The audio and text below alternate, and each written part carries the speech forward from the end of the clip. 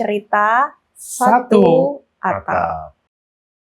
Hai, kembali lagi ke dalam cerita satu atap. Nah, kali ini kita akan lanjut ya, yang terakhir kita cerita kamu sudah ada bahas dengan orang tua tuh. Oke. Gimana? Jadi kita lanjutin cerita itu langsung ke pembahasan.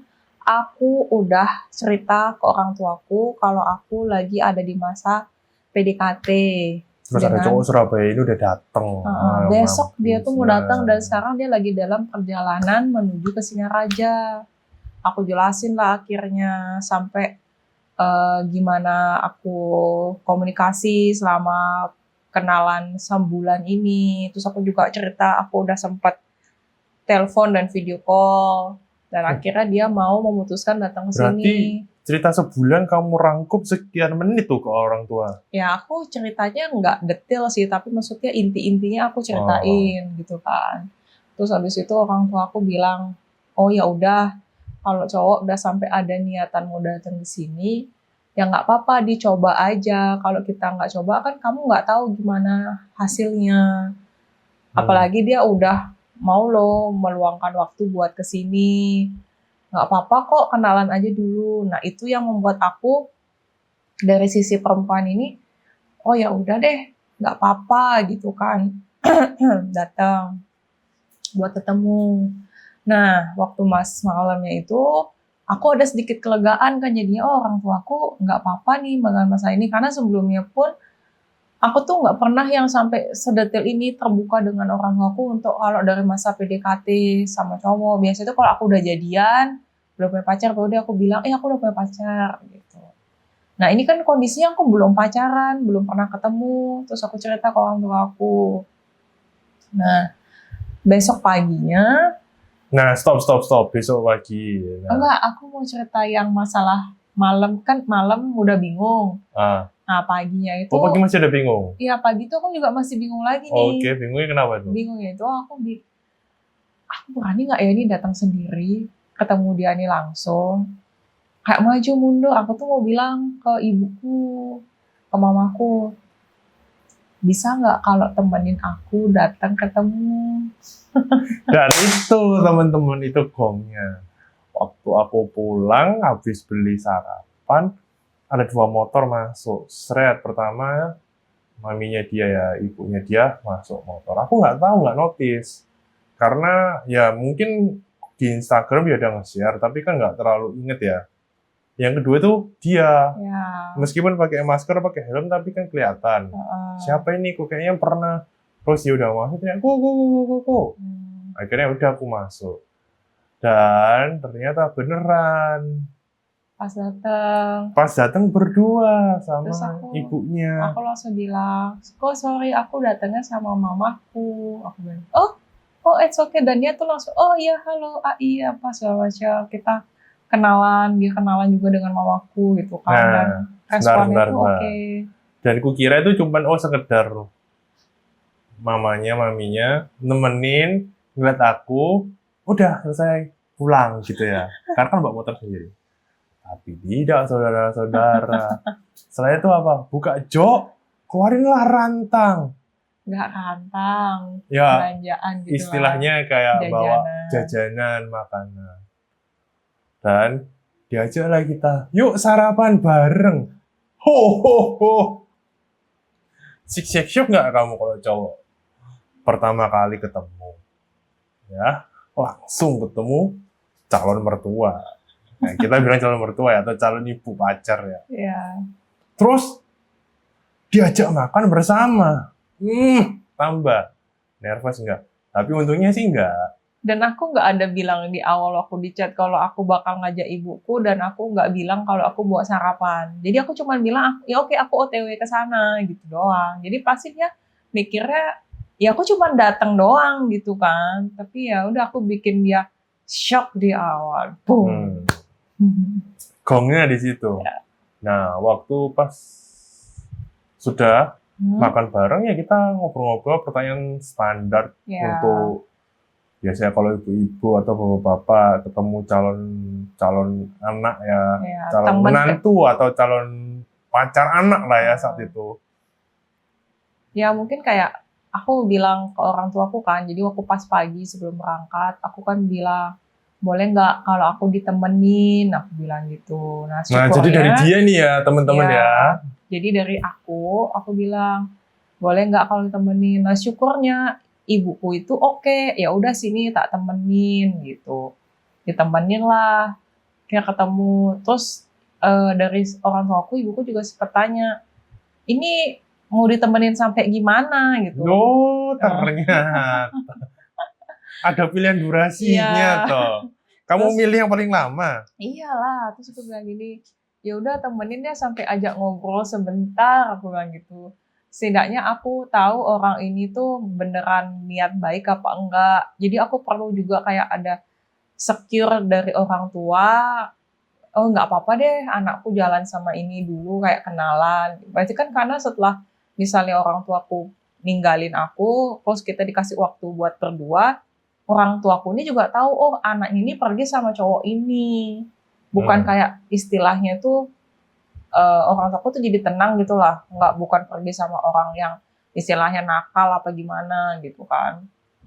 Dan karena kondisi juga pas pertama kali ketemu kan aku nyamperinnya ke hotelnya gitu. Jadi takutnya supaya nggak ada apa negatif buruk yang tentang orang ngeliat ih kok ketemuan cowok di hotel gitu kan nggak enak. Nah jadinya ya udah setelah ngobrol sebentar sama orang tuaku terus ibuku juga merasa ya udah nggak apa-apa. Nah, itu ngobrol Jadi sambil dia makan. ya kita Bukan sambil sekedar makan. ngobrol. Jadi kalau pas kamu lagi makan tiba-tiba keluar banyak, "Huh!" Nah, siap-siap ya. Gitu. Jadi dari sana juga aku sambil ngelihat oh gimana ya ekspresi dia kalau ketemu orang tua, apakah cara bicaranya dia itu masih sopan juga kayak ke aku. Takutnya kan mungkin ya kita nggak tahu ya karena nggak kenal apakah obrolannya bakal kayak ada gap atau gimana gitu kan ya. Terus akhirnya syukurnya si Koko ini pas aku ngobrol dengan ibuku oke gitu ya sopan terus habis itu cara komunikasi juga oke gitu kan. Jadi ya udah jadi pas setelah makan orang tuaku tinggalin ya udah kalau kalian mau lanjutlah silahkan gitu. Jadi orang tuaku tuh juga ngasih waktu.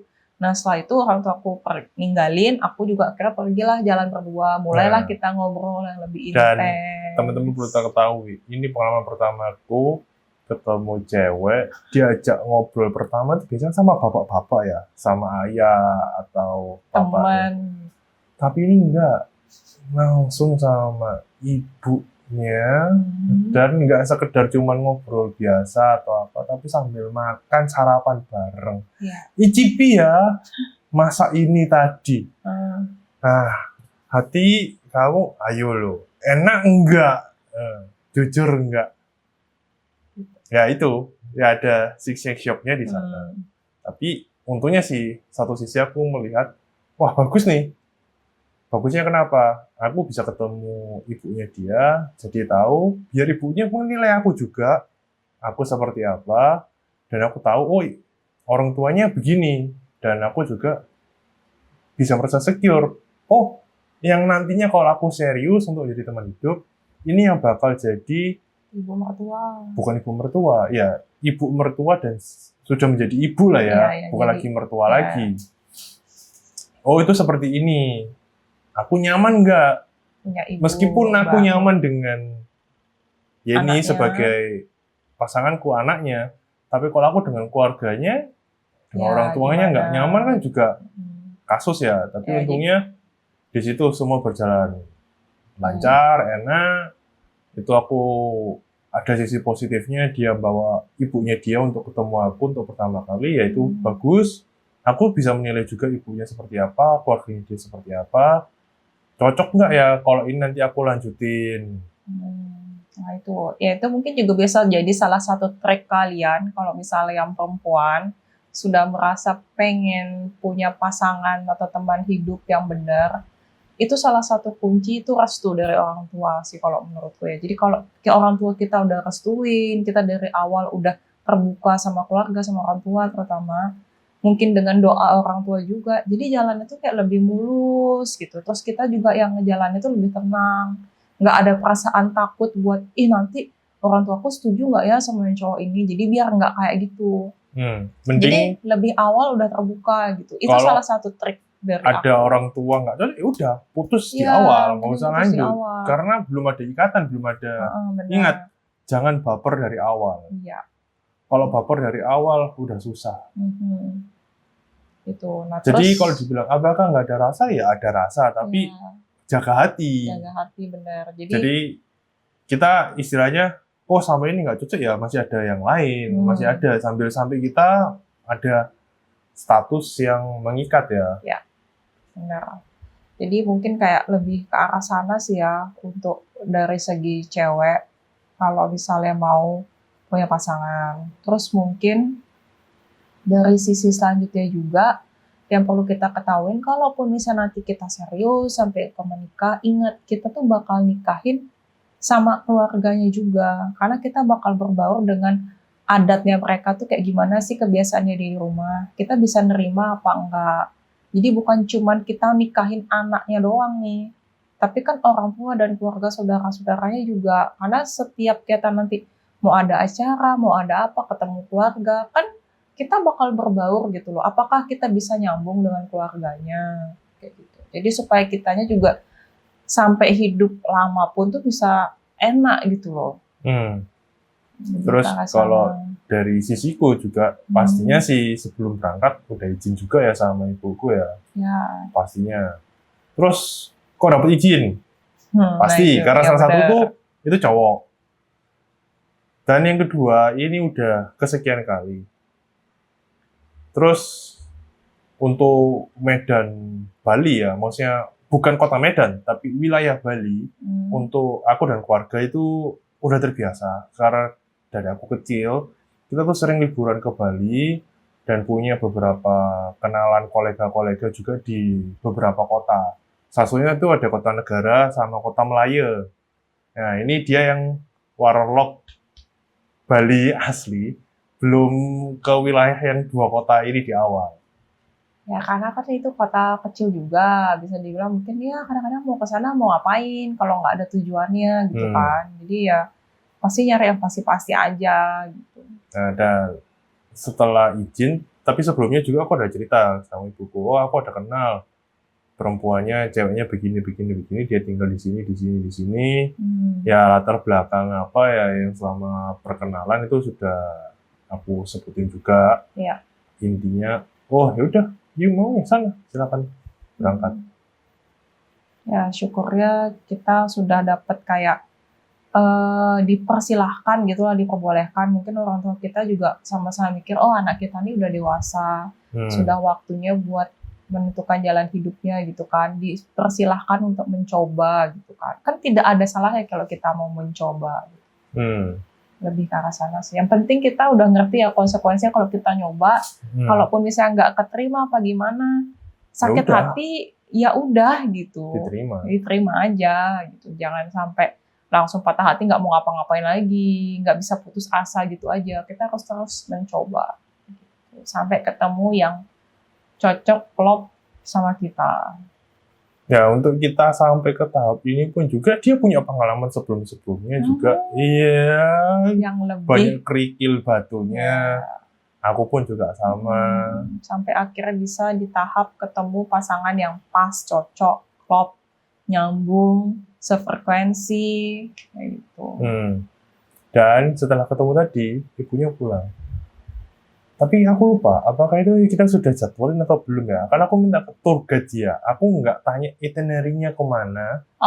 Dia yang nentuin. Terus tahu nggak? Setelah makan pagi sarapan, yuk kita ke Bedugul. Enggak. Iya, ke Bedugul.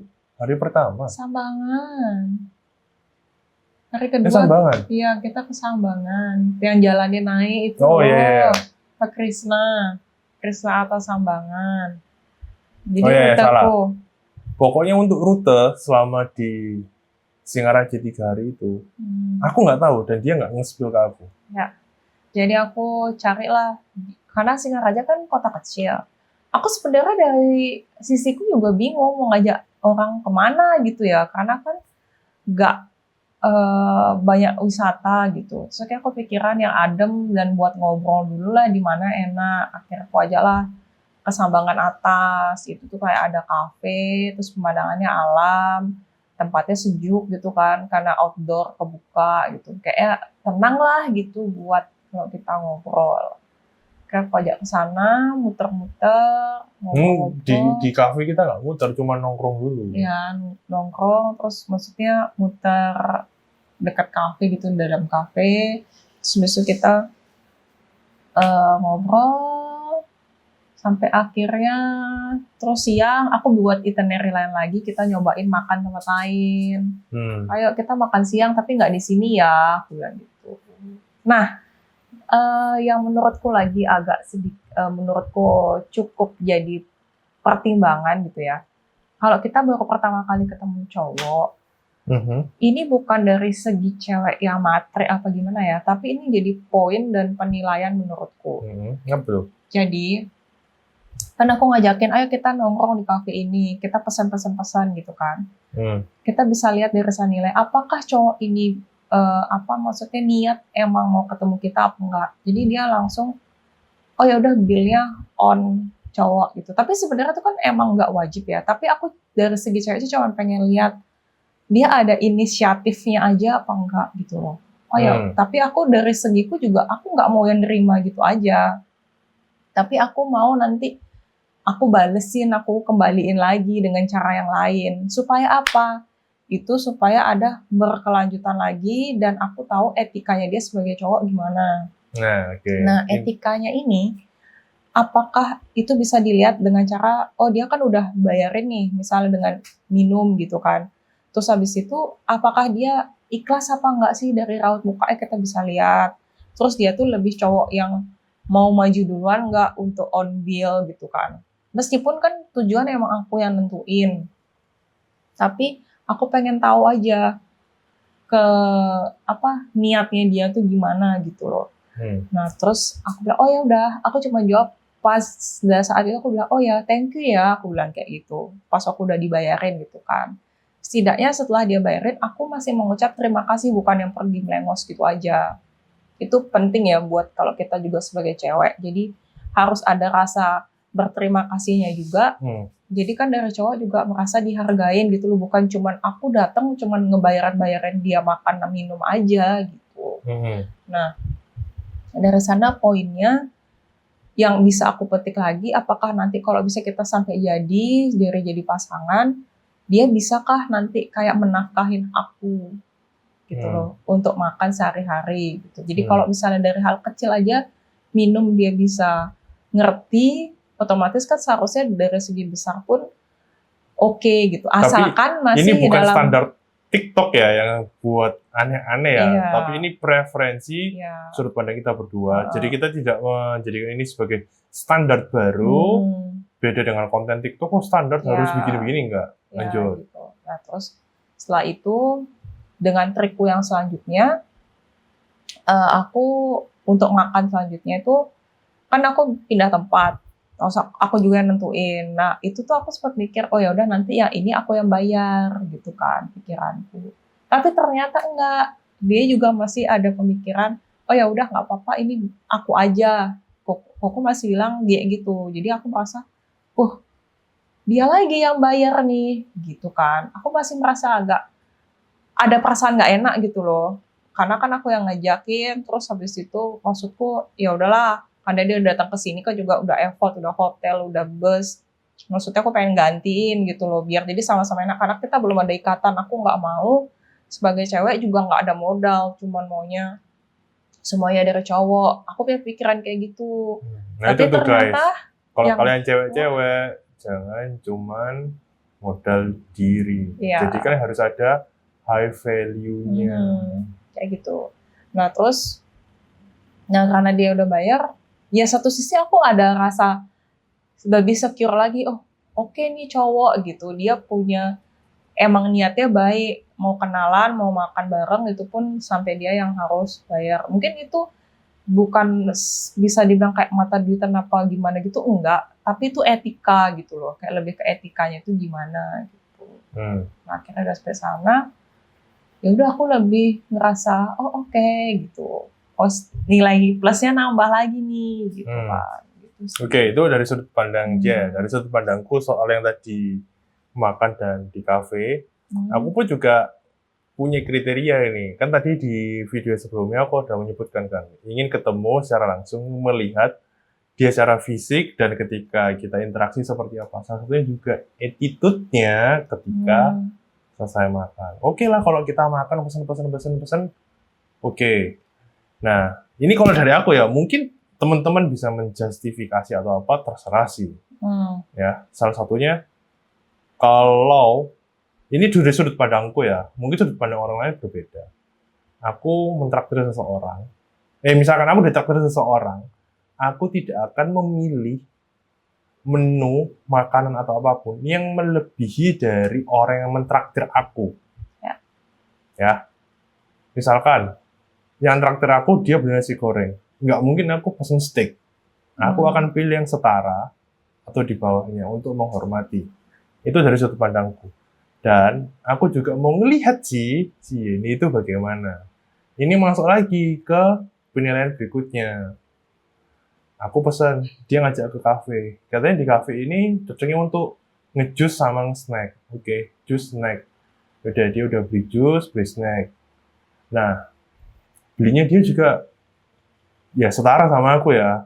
Bukannya di sini aku terlalu materialistis atau gimana, tapi aku pengen lihat attitude-nya. Ketika bayar, ya cowok, bill on me. Ya. Aku bayar, aku mau lihat juga dia gimana. Reaksi. Apakah dia cuek, bebek, pura-pura nggak tahu gini, atau gimana. Nah, tadi reaksinya dia, say thank you, terus dia pun juga ada bilang, nanti ya, next-nya aku.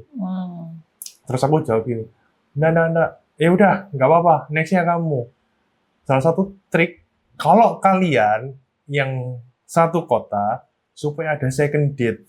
Tapi kalau kita, itu nggak berlaku, karena aku udah meluangkan waktu 3 hari. Ya, jadi untuk second-nya pasti ketemu lagi. Iya Ya, sih. itu. Tapi kenapa akhirnya yang kedua kita ketemu makan siang, kita Koko yang bayar? Padahal kan aku bilang nanti next-nya aku, tapi Ya. kenyataannya malah tetap dia lagi yang bayar nih. Kenapa? Karena Why? aku merasa, aku menghargai dia. Dia sudah meluangkan waktu untuk aku, strangers ya. Kita waktu itu kan strangers, bener-bener asing loh. Iya. Sama sekali nggak kenal, nggak ada kenalan mutual friend atau siapapun. Bukannya nggak ada mutual friend, ada tapi nggak terlalu dekat. Kita belum pernah ketemu sama sekali. Dan dia mau menemani aku selama 3 hari, dan dia jadi tour guide untuk aku di Singaraja. Ya itu sebagai rasa terima kasih saya. Ya, dan juga selama aku di Singaraja, ya aku sama dia perjalanannya. Kendaraannya juga sama dia. Itu sih. Ya dengan ngeliat tadi editnya dia, oh ya mau rencana begini, dengan sikap dia say thank you, ya itu jadi satu poin plus aku. Oh berarti cewek ini punya value. Ya, bukan sekedar yang, oh yaudah, kewajiban cowok kok begini-begini. Enggak. Kalian sebagai cewek jangan juga mau dianggap remeh oleh cowok. Cowok pun juga bisa menilai loh, kalian sebagai cewek itu bagaimana. Matre enggak. Nah, matre mungkin perlu ya, tapi kita juga harus realis itu. Tapi ya, attitude kalian. Lebih ke realis ya. Emang sih kita kan pasti hidup tuh butuh duit. Tapi nggak semuanya duit kan. Kita juga harus tahu kapan kita mau ke sana, kapan enggak. Dan masalah duit pun kan sebenarnya kita masih bisa nyari gitu loh kalau uang. Tapi kalau attitude apa segala macam tuh mau dibeli pakai uang gimana caranya? Kalaupun bisa fake kan, berarti bukan bener dia kayak gitu. Jadi lebih ke arah sana sih yang perlu jadi pertimbangan kalau misalnya mau nyari pasangan gitu. Nah itu jadi poin plus masuk. Oh dia udah mau nemenin, terus dia juga sudah ada editnya, dia mau mengganti. Nah itu oke. Nah terus habis itu akhirnya sudah sampai sore, kita makan, ngobrol, jalan-jalan. Kira kita aku pulang ke rumahku, dia balikin ke hotel buat istirahat. Karena kan aku bikin itinerary lagi buat besoknya.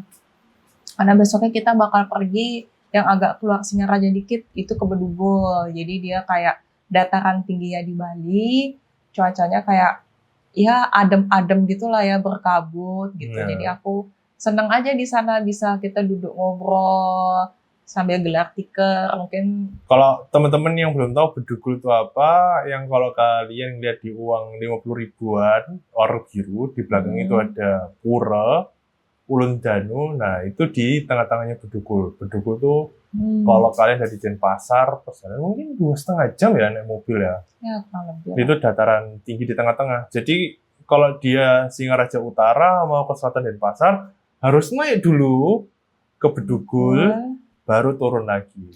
Oke, kayak gitu. Nah, jadi besok paginya ya kita persiapin diri lagi buat ketemu lagi.